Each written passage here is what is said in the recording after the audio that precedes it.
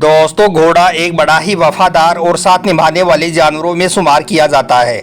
घोड़ा अपनी खास आदतों की वजह से ही इंसानों से सबसे ज्यादा हिल मिलकर रहने वाला जानवर है, क्योंकि इस जानवर में शराफत, करम और बुलंद हिम्मत मौजूद होती है।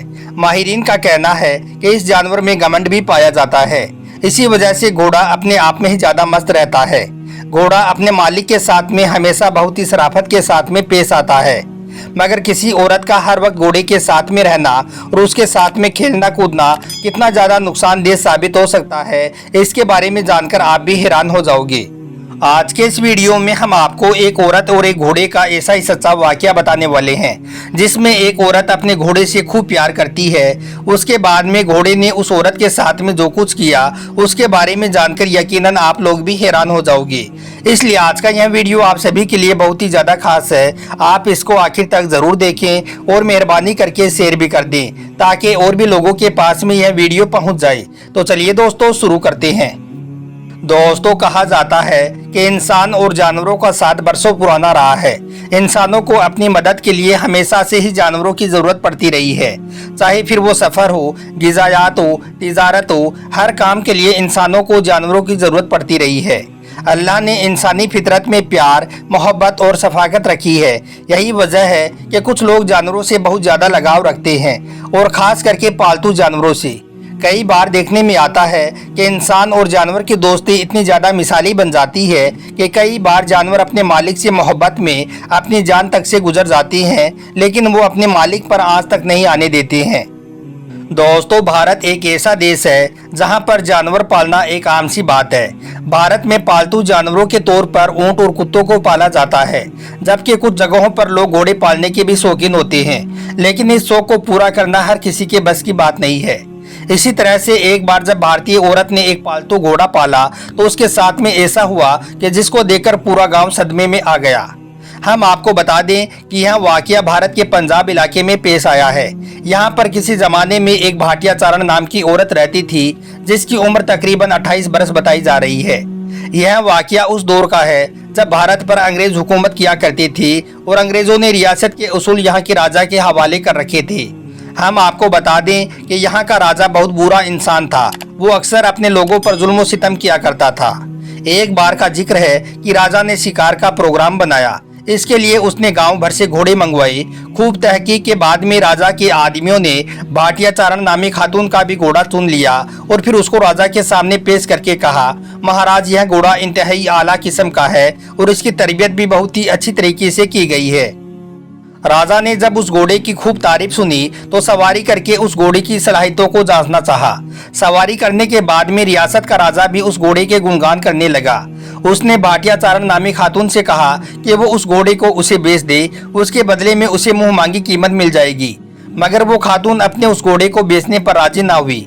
उसने राजा से कहा कि मेरा यह घोड़ा इतना ज्यादा कीमती है कि वो अपनी सारी रियासत देकर भी उसे हासिल नहीं कर सकता है। यह बात सुनकर सारे दरबारी और खुद राजा भी हैरान हो गया। राजा ने भाटिया चारण से पूछा कि बताओ, तुम्हारी इस घोड़े में ऐसी क्या खास बात है कि जिसकी वजह से इसकी इतनी ज्यादा कीमत है। तो यह सुनकर भाटिया चारण ने राजा से कहा कि वो अपने इस पालतू घोड़े का राज किसी को भी नहीं बता सकती है।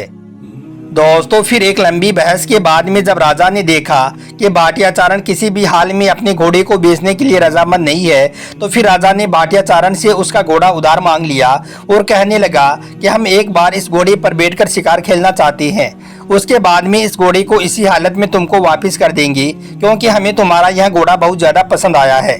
तो यह सुनकर भाटिया चारण ने राजा से कहा कि ठीक है, मगर इसके लिए मेरी एक शर्त है।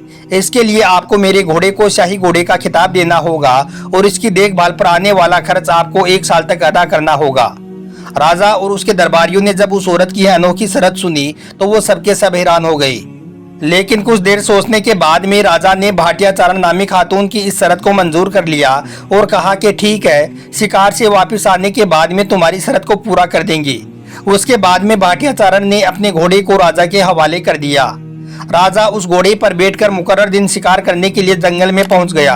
जंगल में घोड़ा तेज तेज दौड़ता जा रहा था। राजा ने घोड़े को रोकने की बहुत कोशिश की, मगर वो घोड़ा ना रुका और जंगल के घने हिस्से की जानिब दौड़ता चला गया। यह देखकर राजा के सिपाही और उसके बाकी के लोग भी हैरान थे कि इससे पहले तो राजा ने इतने घने जंगल में कभी कोई शिकार नहीं किया। खैर वो सब लोग भी राजा के पीछे पीछे चलते गए। राजा का घोड़ा काफी देर तक ऐसे ही दौड़ता रहा और आखिर में उन्हें जंगल के एक ऐसे घने हिस्से में ले गया जिससे और कोई भी वाकिफ नहीं था। राजा ने देखा कि यहाँ पर शिकार के लिए परिंदे और जानवर बहुत ही ज्यादा तादाद में मौजूद हैं। तरह तरह के जंगली फल भी मौजूद थे और मीठे पानी के चश्मे बह रहे थे। यह देखकर राजा बहुत खुश हुआ और फिर उसने वहां पर जी भर के शिकार किया, मीठा पानी भी पिया और फिर वापस महल की ओर लौट पड़ा। दोस्तों महल वापस आने के बाद में राजा ने भाटिया चारण को वो घोड़ा तो वापस कर दिया, मगर वो इस घोड़े की जहानत से काफी मुतासिर हुआ क्योंकि घोड़े ने राजा की मंशा के मुताबिक काम किया। उसे जंगल के उस हिस्से में ले गया जहां पर राजा का मनपसंद शिकार बड़ी तादाद में मौजूद था। अब राजा को भाटिया चारण की बात पर यकीन होने लगा कि उसका घोड़ा वाकई में बहुत ज्यादा कीमती है। वो जान चुका था कि इस घोड़े में कोई तो खास राज है जिसकी वजह से भाटिया चारण ने इसे बेचने से इनकार कर दिया है। सुबह होते ही राजा ने अपने कुछ सिपाही बुलाए और उन्हें हुक्म दिया कि वो भाटिया चारण और उसके उस खास घोड़े का राज जानने की कोशिश करे। अब राजा के सिपाही भाटिया चारण के घर के आसपास घात लगाकर बैठ गए और उस पर नजर रखने लगे। कुछ दिनों की छानबीन के बाद में उन्होंने नोट किया कि हर रोज सुबह सवेरे रोशनी फूटते ही भाटिया चारण उस घोड़े पर सवार होकर जंगल की ओर चली जाती है। फिर थोड़ी ही देर के बाद में जब वो वापस आती है तो उसके हाथों में फलों से भरा हुआ एक टोकरा होता है जिनको वो गांव के बाजार में बेचकर अच्छी खासी रकम कमा लेती है। इसके अलावा राजा के सिपाहियों ने यह भी नोट किया कि कभी कभार फलों के बजाय भाटिया चारण जंगल से कोई जंगली जानवर भी शिकार करके लाती है और उसे फरोख्त करके अच्छी खासी रकम हासिल कर लेती है। राजा के सिपाहियों ने जो कुछ भी देखा वो सब कुछ आकर राजा को बता दिया, जिसको सुनकर राजा हैरान हो गया। फिर राजा ने फौरन ही भाटिया चारण को दरबार में तलब किया और उसकी वजह दरियाफ्त की। इस पर भाटिया चारण ने बताया कि वो बचपन से ही जानवरों से बहुत ज्यादा लगाव रखती है, उनसे बहुत मोहब्बत करती है, इसलिए जहाँ पर भी मैं किसी भूखे जानवर को देखती थी तो मैं उसे खाना खिलाती और उसकी देखभाल करती थी। यह सिलसिला मेरी जवानी तक ऐसे ही जारी रहा। एक बार मैं घने जंगल से गुजर रही थी तो मैंने देखा कि एक जगह पर एक घोड़े का बच्चा पड़ा हुआ तड़प रहा था। मैं उसे उठाकर अपने घर ले आई और उसकी देखभाल करने लगी। तब से यह घोड़ा मुझे जंगल से फल और गोश्त लाकर देता है, जिसको वो फरोख्त करके अच्छे खासे पैसे कमाती है। यही वजह है कि उसका यह घोड़ा बहुत ज्यादा कीमती है। दोस्तों राजा और उसके दरबारी यह सुनकर हैरान रह गए। कोई भी उसकी इस बात पर यकीन करने को तैयार न हुआ, मगर राजा ने तो उस घोड़े पर बैठकर शिकार किया था, इसलिए वो तो उसका पहले ही कायल हो चुका था कि वाकई में भाटिया चारण का यह घोड़ा बहुत ही ज्यादा खास और कीमती घोड़ा है। इसलिए फिर राजा ने फौरन ही उस घोड़े को शाही घोड़े का खिताब दे दिया और उस घोड़े का महीने का खर्च भी मुकर्रर कर दिया। लेकिन वहां पर कुछ लोग ऐसे भी थे जो भाटिया चारण से हसद करते थे, जलते थे।